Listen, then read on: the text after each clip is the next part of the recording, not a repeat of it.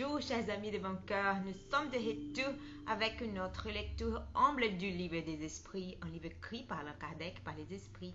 Aujourd'hui, nous allons réfléchir à la question suivante. Allons voir. Question 339.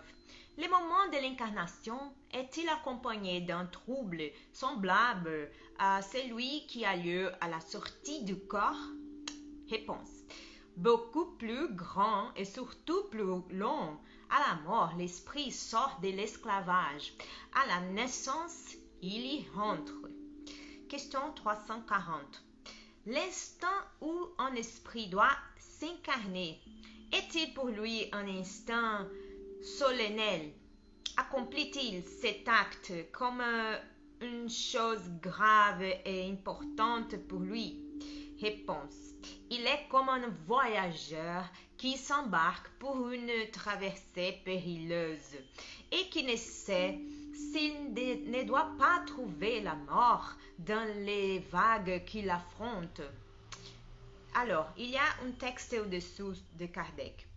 Le voyageur qui s'embarque sait à quel péril il s'expose, mais il ne sait s'il fera naufrage. Il en est ainsi l'esprit. Il connaît le genre des épreuves auxquelles il se soumet, mais il ne sait s'il succombera.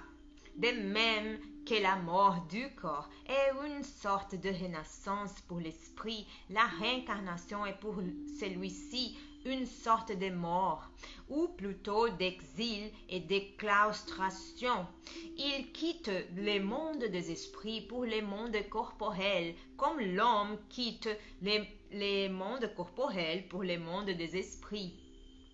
L'esprit sait qu'il se réincarnera, comme l'homme sait qu'il mourra, mais comme celui-ci, il n'en a conscience qu'au dernier moment, quand le temps voulu est arrivé.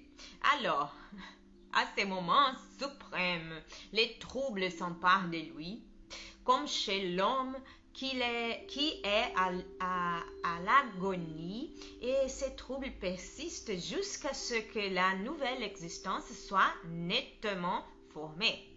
Les approches et la réincarnation sont une sorte d'agonie pour l'esprit. Alors, dans le prochain épisode, nous allons réfléchir à la question suivante. L'incertitude où se trouve l'esprit sur l'éventualité du succès des épreuves qu'il va subir dans la vie est-elle pour lui une cause d'anxiété avant son incarnation? Eh bien, nous avons terminé notre lecture pour aujourd'hui. J'espère que vous l'avez apprécié autant que moi. Que Dieu bénisse tous. Bisous. À la prochaine.